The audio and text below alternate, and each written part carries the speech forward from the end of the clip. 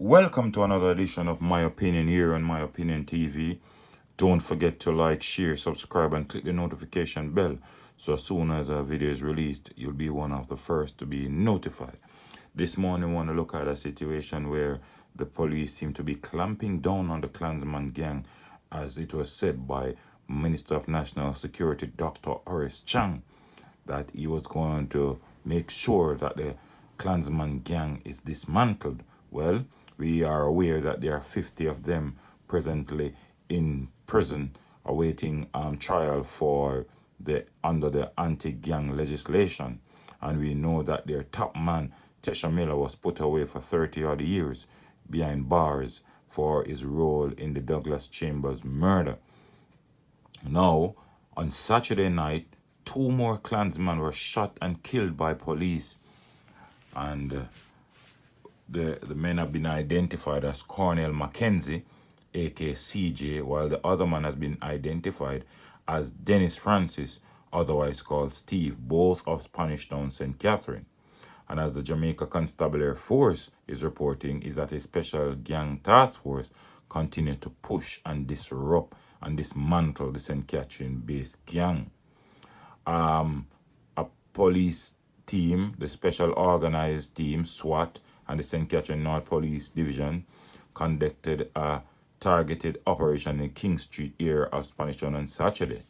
And they are saying, based on intelligence, the police team moved to intercept Mackenzie and other reported top-tier members of the gang. During the operation, several men traveling in a Nissan motor car confronted the police with gunfire. The police took evasive action and returned the fire, and two of the men were shot and injured while the other men escaped. The injured were taken to Spanish Town Hospital, where they eventually succumbed to their injuries. A .38 revolver with 3.8 cartridges along with spent casting were taken from one of the deceased men. Now, the police have made it clear. They have called out the Ministry of National Security, including the Prime Minister, have called out the Jamaica Defence Force Reserve Unit to fight crime, especially in this Christmas season. Crime seems to be on the up, and clearly the Prime Minister, along with the National Security Minister, have tried and are trying to stem the crime rate so far, because in the last 2 weeks we have seen so many triple murders, and we want the country to be a safe place. A lot of persons were more concerned about COVID, but now, based on how the crime rate is going, we are more concerned about crime in Jamaica. But good job by the security forces. They have been doing excellent job so far, and it will take a lot out of them to dismantle this gang. And they have started, based on the utterances of the Minister of National Security and based on the actions of the police, it would want to suggest that they are really going after the Klansman gang. And in another dent to the Klansman gang is that the girlfriend or the baby mother of the reputed area don, Tesha, she was arrested during a targeted operation at her home on November 17 and charged with money laundering and possession of criminal activities. Her name, Shanique Thomas, has been released on $500,000 bail and is to report to court on January 19, 2021. Under the condition of her bail, her travel documents have been seized, a stop order has been placed on her at the international airports, and her bank account have been frozen.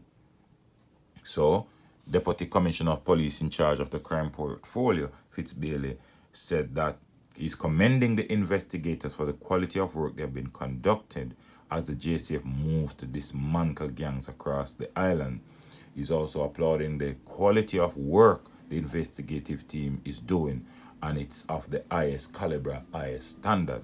But let's see what will happen. Good job so far. We hope that the police will really dismantle this terrorist organization, because it's really terrorizing people, and people, especially in St. Catherine, living in fear. They don't know when to go out on the street because of these gang members.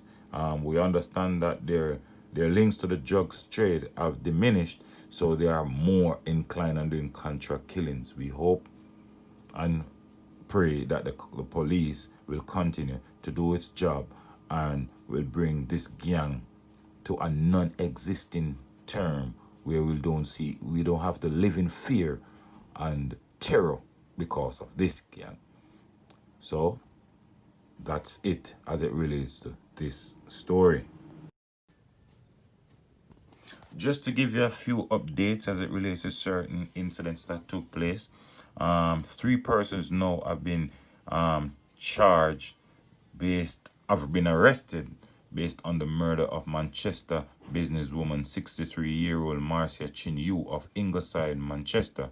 Her body was found at her home on Thursday at about 8:30 p.m. The police investigated have so far theorized that robbery may have been a motive for her killing. Members of the Manchester business community have since condemned the murder of Chin Yu, who was a supermarket operator in the parish. So, this is a third person the police have taken into custody as it relates to the murder of 63-year-old businesswoman of Ingleside in Manchester. That's Marcia Chin Yu. On another update, a murder suspect has been held and charged. He is junior authors O.C. Klansman or Kwakwa, 34-year-old farmer of Windsor Forest, Portland, arrested and subsequently charged on Sunday, November 29th for the murder of Wayne Wilson, whose lifeless body was found on his farm in Windsor Forest, Portland, with multiple chop wounds. Authors, who was held by the police while trying to leave the parish of Portland, he gave a confession statement to the police.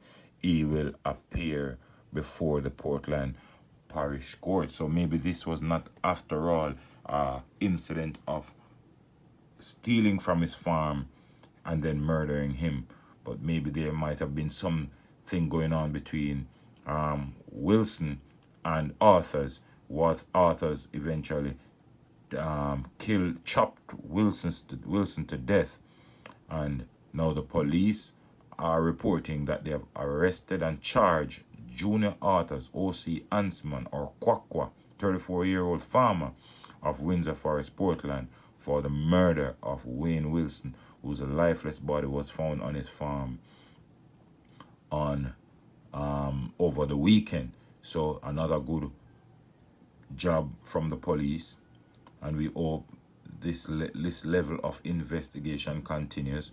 We hope this level of success continues, and we hope that people of Jamaica will cooperate with the police and help the police as we try to flush out criminal elements out of the country, and we try to restore the Jamaica that it once was. And another update, the two bodies that were found along the Dyke Road in Portmore, St. Catherine yesterday have been identified. The man has been identified as 18-year-old Kaibuke Smith of Lower Mall Road in Kingston 11 and 26-year-old Osoni Pennant, otherwise known as Beanie, of Hill Avenue, also in Kingston 11. Their bodies were found by passerby about 9:27 a.m. wrapped in plastic. It is not clear how they were killed, and the investigation continues. But when you see incidents like these and they come from that distance, more than likely they were killed elsewhere and their bodies dumped over there in Portmore. But the police are yet to ascertain how they were killed, why they were killed, and other investigation continues. So we hope that at some point we'll hear what has happened, what transpired while these men were dumped over there, who is the perpetrators, and whoever is found guilty will be brought to book. But that's it for today. Don't forget to like, share, subscribe, and click the notification bell so as soon as a video is released, you'll be one of the first to be notified. And you can follow us on Instagram at My Opinion TV. And you can DM anything happening in your area and you'd like me to highlight it. You can also DM me and let me know what's going on. But take care of yourself, take care of the children, be safe, and make sure, look out for a loved one, take care of a neighbor.